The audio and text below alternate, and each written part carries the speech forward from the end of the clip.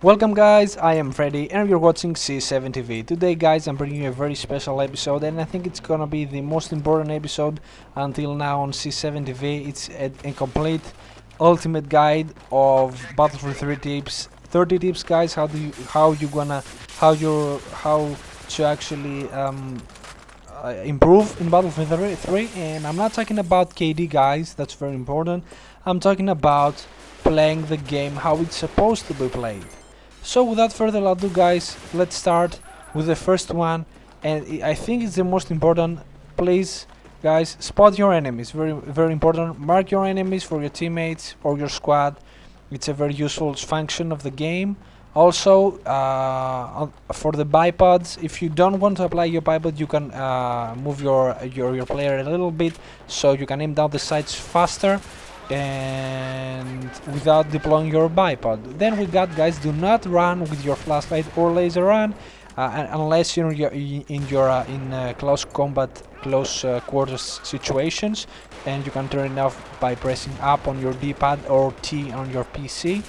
Also guys, until you have unlocked flares for the jets and the helicopters, stay low behind trees, large objects, because this is gonna break the lock-on on Stinger missiles.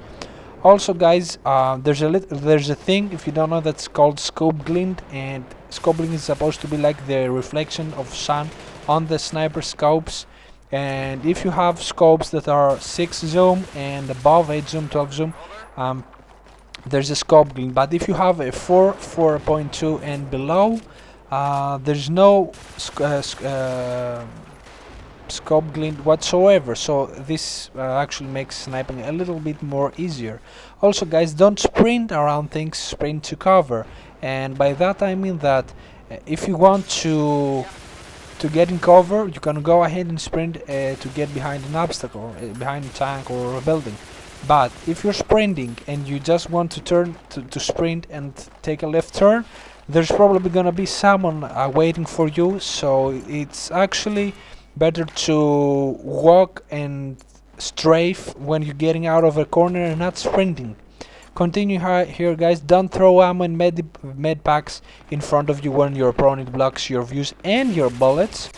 Also in a jet, if you're in a jet, don't fly in straight lines, too easy to get mowed down by guns, and especially on maps that have AA guns, stay low or stay very high so the AA gun can't get you. With jets also guys, attack tanks at a low angle using your gun and try to hit it in the air because it gets like 50% extra damage or something like that. If you're trying to destroy an AA gun, dive down at nearly 90 degrees vertical, because the AA gun actually can't hit you when you're can't aim so up high.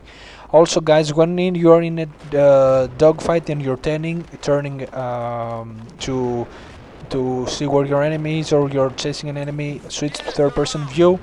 It's way more easier to track your enemies, and switch back when you want to use your gun.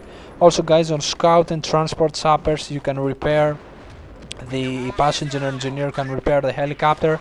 This is actually needs to be patched, I think, because once they had like 2 engineers in there and it was literally it couldn't be disabled. We had like 3 guys throwing stingers and nothing happened. Anyway, about the snipers guys, the long range snipers like the SV98 and the M40, and they actually can kill the chopper pilot or a jet pilot if you hit him, if you actually hit him. Like it's the same with vehicles. 3 C4s are an insta kill for the tank, and 2 C4s are a tank disabled guys. Then we're moving on the shotguns. The back shot and frag guys is very important for, and very actually useful and effective in medium range and multiple targets. The flashette is very good for close range and penetration, and the slag guys, it's actually sniping. And the M26 is very useful on the assault class, you can use it also, it's very effective. Also guys, planting small beacons on on tall buildings and parachute down is very useful to especially in Carg Island, to plant some M-cams. Also guys, take your time with Rust. It is not cut, especially when you're attacking. As an attacker, you do not have a time limit, you have ticket limit, so slow down guys, spot, shoot, win the game, because if you're running around you're gonna be out of tickets, because you're gonna like have 10 deaths, and all the teams gonna have 10 deaths, and then the game is over and you lost. Also guys, flying below radar only works on extremely low altitude and does not affect stingers, but stops heat seekers from locking on. So if you're getting locked on from heat seeking missiles, you can fly very low and it's gonna stop the lock on. Also, their terrain deformation is on.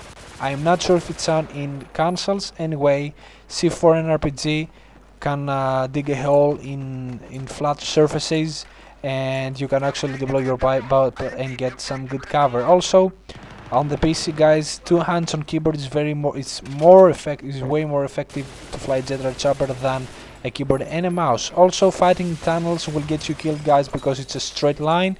Ambush them when they're thinking that they're gonna get out of the tunnel and it's gonna be free and clear, like Operation Metro or Donovan Peak. Also, the OD guys takes no falling damage whatsoever and can be driven off the cliff on Donovan Peak and get some recon information. And also guys, if you're a squad leader, you can spot on the objectives and set an attack or defend order, and then you're gonna get some extra bonus points. On the jet tips guys, you can go on history.com, and there's a show that's called Dogfights, and there's a gazillion videos there to actually that are showing actually how dogfights are happening with jets, and there you're gonna get some useful tips if you're into the jet dogfights so much. Anyway, using the air-to-ground guided missiles guys, and if you don't have SOFLAM, fly in the same direction as the enemy, and there's a big chance that you're gonna hit and disable the enemy if you don't have SOFLAM down to actually laser designate your opponents. Also guys, on the jets, the gun is way better than the missile. It takes so much less time to kill. Also guys, for air to ground, use your rocket pads.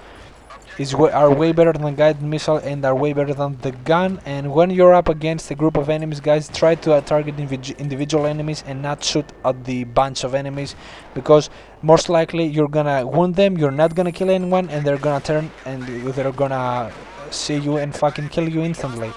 Also guys, don't smoke on the MCOMs. If you're using smoke, I use it when we're stuck at rush. Very important to push the enemy team, because if you hit them with a smoke they can't see shit, then your team can actually advance. And try to place your smoke between the MCOM and the enemy team, and not directly on the MCOM, because you want to see the MCOM, but you don't want for them to actually see the MCOM.